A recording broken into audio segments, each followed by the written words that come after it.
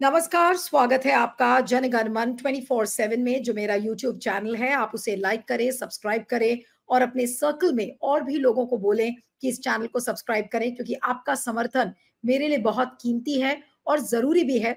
क्योंकि अगर ईमानदार और सच्ची पत्रकारिता को ज़िंदा करना है, तो ऐसे प्लेटफ़ॉर्म्स को आपकी बहुत ज़रूरत है और आपका समर्थन मेरे लिए बहुत कीमती है। इसलिए प्लीज़ आप इस चैनल को एक बार फिर से गुज़ारिश है कि सब्सक्राइब करें।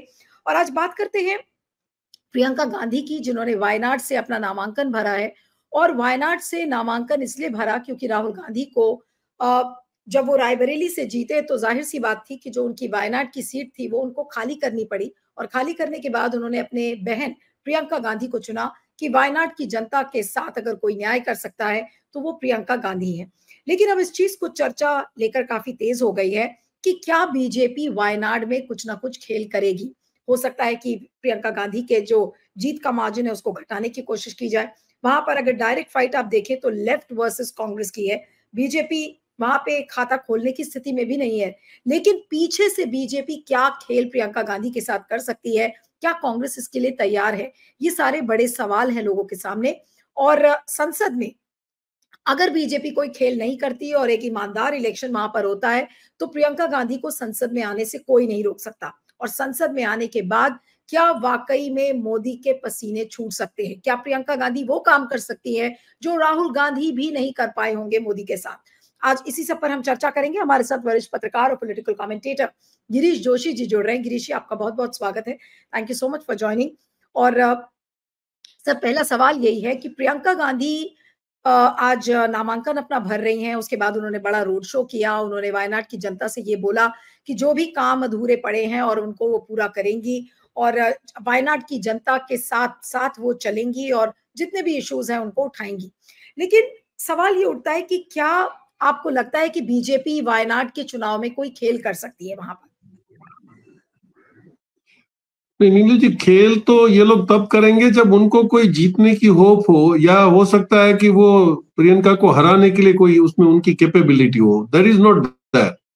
वो कोशिश कर रहे हैं कि उनका वोट परसेंटेज कैसे बढ़े साउथ में। That is their prime understanding कि भाई थोड़ा सा हमारा रिप्रेजेंटेशन बढ़ेगा तो हम कुछ कर पाएंगे।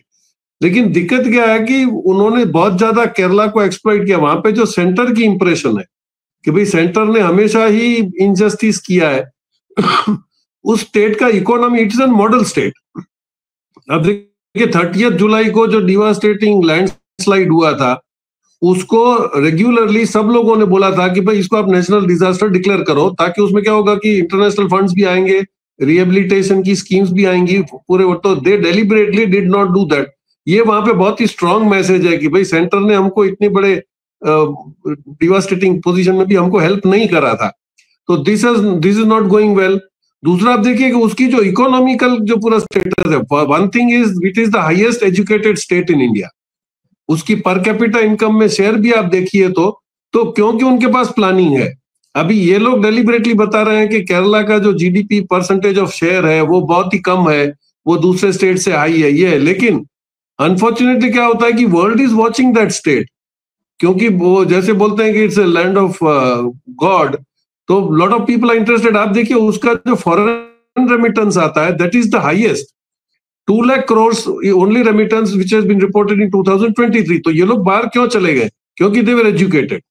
एक उनका एजुकेशन सिस्टम आप देखिए कि within 1 kilometre right up to higher secondary they have provided the educational system. तो ये जो रेमिटेंस आता था उसका जो इन्होंने डिप्लॉयमेंट किया वो बहुत सही से किया। टूरिज्म पे उन्होंने बिल्कुल ध्यान दिया था। Tourism is the only factor which keeps your state living. आप राजस्थान में देख लीजिए कुछ भी नहीं है, लेकिन it totally survives on tourism. तो केरला डिड दैट। फिर उसके पास तो नेचुरल रिसोर्सेज भी बहुत थे, had mastery in treatments of natural therapy, तो उसको भी उन्होंने जिंदा रखा, which they have now carried out throughout the world। तो उनको पता इकोनॉमी कैसे अरेंज करनी है। इन लोगों ने केरला के लिए कुछ नहीं किया है। चीफ मिनिस्टर को अपना हक मांगने के लिए दिल्ली में रैली करनी पड़ती है। This all messages go loud and clear. और दिक्कत क्या, वो सारी चीज समझ में इसलिए आ रही क्योंकि they are highly educated, they have got the sense of argument. हम लोगों की तरह कोई झंडी पकड़वा के किसी के पीछे चल पड़ना है, वो अंधे भक्त वहां पर नहीं है। दिस इज द रीजन वो ज्यादा कुछ वहां पे मेहनत नहीं करेंगे। लेकिन गिरीश जी, जो सवाल है कि प्रियंका गांधी का आपको क्या लगता है, क्या वाकई में वहां पर बीजेपी कोई खेल करेगी या फिर बीजेपी वहां कोई खेल करने की स्थिति में है ही नहीं? नहीं नीलू जी, खेल करने की स्थिति में नहीं हो सकती है। द रीजन इज कि स्टेट में आपका एक सेंट्रल बोर्ड ऑफिसर ही होते हैं, बाकी जो स्टेट लेवल के जो ऑफिसर्स होते हैं they won't go against state. आज महाराष्ट्र में इनको दिक्कत पड़ेगी, राजस्थान में जो दिक्कत पड़ी, क्योंकि वहां पे मैनेज करने में ऐसा होता है कि all people are not with you. तो पॉसिबल है कि वहां पे कुछ ना कुछ आपका इलेक्शन कमिश्नर दिल्ली में बैठ के गड़बड़ कर सकता है, या आपका डीजीपी कर सकता है, या कलेक्टर कर सकता है, उसके अलावा कौन करेगा? What about the ground staff? तो इतना सब पॉसिबिलिटी नहीं है कि पूरे स्टेट को, पंजाब में दे ट्राइड, कुछ नहीं हो पाया, क्योंकि एक बार अगर स्टेट आपके हाथ में नहीं है then these things don't go well. और केरला का तो सिचुएशन ही अलग है, आप कहीं हो ही नहीं, you are not nearby. अब उनके पास प्रोपोगंडा के लिए उनके जो सामने वो मैडम खड़ी है, कोई नव्या, वो she has only one point two से कि भाई केरला के आदमी तो लोकल को ढूंढ रहे हैं कि भाई उनको दिक्कत में लोकल लोग खड़े रहेंगे, ये वाइडनर से तो कब आएंगी कब जाएंगी, ये तो शी इज एन फॉरेनर। लेकिन आप लोग अगर वहां पे थे तो आप लोगों ने डिजास्टर के बाद कौन सा मोर्चा चलाया? What did you appeal to the centre? उसमें तो कोई वर्ड है नहीं। People have started asking. Kerala में जो भी लोकल मैसेजेस आ रहे हैं उसको इमीडिएटली ट्रोल हो रहा है कि भैया नेशनल डिजास्टर हम लोग मांग रहे थे, तभी बीजेपी ने कौन सा हमको सपोर्ट किया? How many of your people came there? हमने कमिटी अपॉइंट करी, उसमें भी आपने कभी ये नहीं बोला कि इसको नेशनल डिजास्टर। तो everything is going against them. तो वहां पे कोई बड़ी मिसचिफ नहीं कर पाएंगे, लेकिन it's advantage Congress, that is for sure. जी, आप कह रहे हैं कि एडवांटेज कांग्रेस है, तो इसका मतलब हम ये मान लें कि बीजेपी वहां पर कोई भी खेल करने की स्थिति में नहीं है।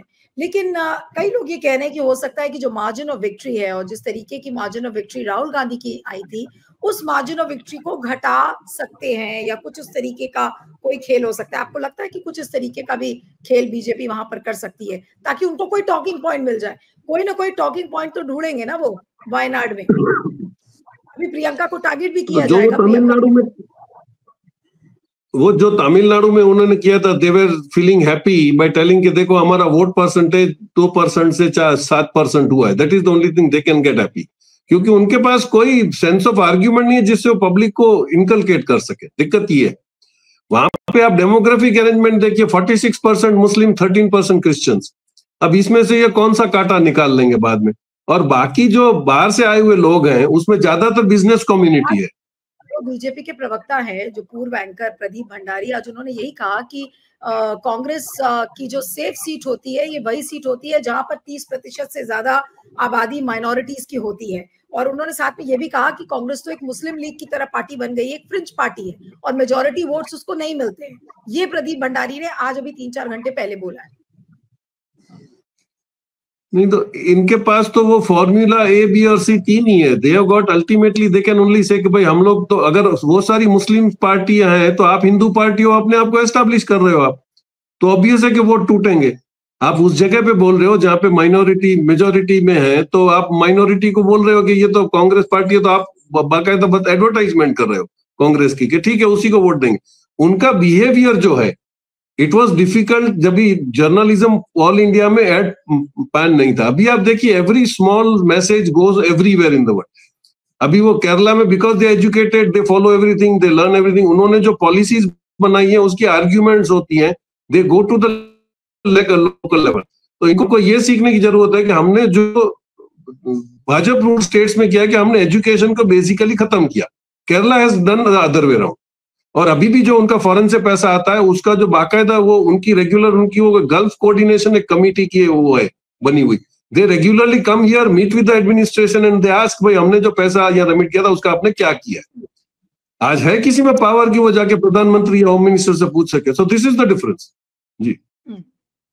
लेकिन गिरीश जी, अब जो सिनेरियो है, अब हम ये इमेजिन कर रहे हैं कि प्रियंका गांधी जीत कर आ जाएंगी संसद में, मोदी और शाह साहब के लिए या बीजेपी के लिए वो किस तरीके से अब मुसीबत खड़ी कर सकती है? उनकी मौजूदगी से क्या चेंज आप देखेंगे संसद के अंदर? मोदी और शाह साहब की अप्रोच के अंदर कोई डिफरेंस आपको नजर आएगा प्रियंका गांधी की मौजूदगी से संसद में? डिफरेंस तो 100% आएगा, क्योंकि वो जिन लोगों से डर रहे हैं वही जब सामने आके बैठ जाएंगे। उन्होंने बहुत पहले कोशिश करी कि राहुल गांधी न पहुंचे लोकसभा में, उनको कैसे भी करके डिबार करने की कोशिश करी। फिर आपके पास जो हथियार था कि आप अपोजिशन को बाहर निकाल देते थे, वो पोजीशन भी पब्लिक ने आपकी छोड़ी नहीं। अभी you are not able to do that. और बिल्स को वापस लेना, यही उनको बता रहा है कि उनका जो स्टेटस था 303 में वो अब नहीं रहा है। तो अभी आप क्या बात कर रहे हो? और अभी देखिए कि नॉट ओनली दैट नेशनल, अभी तो आप इंटरनेशनल प्रेशर में भी आ रहे हो। You are now attending BRICS. BRICS के अंदर बहुत सारी कंडीशंस आएंगी। आज भी सीए कैसे आपको अमेरिका ने इम्यून कर दिया कि पाकिस्तान आप पे अटैक करेगा तो हम आपको हेल्प करेंगे। This all scenarios are changing. तो अगर पीस हो रहा है, अगर पाकिस्तान से भी सेटलमेंट चाइना करवा रहा है कि भाई आपको वर्किंग करना, because he wants the whole Asia to grow economically, वो होगा तो काफी कुछ चेंजेस आएंगे। तो उसमें आपका ये हिंदू मुस्लिम कार्ड है, वो तो I think it will go back into 90s। अब नहीं चलेगा वो आपका, क्योंकि यू विल, अगर आपको ग्रो करना है, आप जब भी पैसा लेते थे तो इंडियन, आज आपको सुनना क्यों पड़ता है? आईएमएफ आपको बोलता है, वर्ल्ड बैंक आपको बोलता है, आपने लोन लिया है उनकी कंडीशन से। तो आज अगर कल फाइनेंस ब्रिक्स से लेते हो तो you have to follow their conditions. जी नहीं, लेकिन अब जैसे कि अभी तक राहुल गांधी ही की प्रेजेंस मोदी जी को थोड़ा सा नर्वस करती थी। मोदी जी जब राहुल गांधी की स्पीचेस होती थी तो वो अवॉइड करने लगे थे बैठने में। आई एम श्योर जब प्रियंका गांधी की भी स्पीच होगी उस पर भी लोग निगाहें टिकाकर बैठेंगे। तो जब अब राहुल और प्रियंका दोनों संसद के अंदर होंगे, बहन वायनाड से और भाई रायबरेली से, और मोदी जी सामने, वो तस्वीर, वो सिनेरियो मैं आपसे जानना चाहती हूँ कि वो क्या होने वाला है संसद में। उसके बाद कार्यक्रम को खत्म करना चाहती हूँ। नहीं, जो कार्ड इनके पास था स्मृति ईरानी जैसा, जो अगर लेडी को कुछ बोलो तो वो चिल्लाना, अस्मिता चली गई, महिलाओं का अपमान करते हैं, the card is the other way round. अगर ये कुछ भी स्टेटमेंट गलत पास करेंगे, राहुल गांधी पे स्टेटमेंट पास करते हैं, that is taken as normal. लेकिन अगर गलती से प्रियंका पे किसी ने कोई स्टेटमेंट दे दिया, that will go loud clear message कि भाई महिलाओं की ये कितना सम्मान करते हैं। और उस कार्ड पे तो वैसे भी वो 10 में से 2 ही मार्क कमा पाते हैं, उनको महिलाओं के लिए कोई नहीं है सम्मान, तो काफी एपिसोड हो। तो Priyanka will prove more dangerous than Rahul when she is there in Lok Sabha. चलिए, तो देखना होगा कि प्रियंका गांधी संसद में आने के बाद कितना नर्वस कर पाती है बीजेपी को, और क्या कुछ और खेल संसद के अंदर होता है, देखना होगा। आपका बहुत बहुत शुक्रिया Girish ji, thank you so much for joining.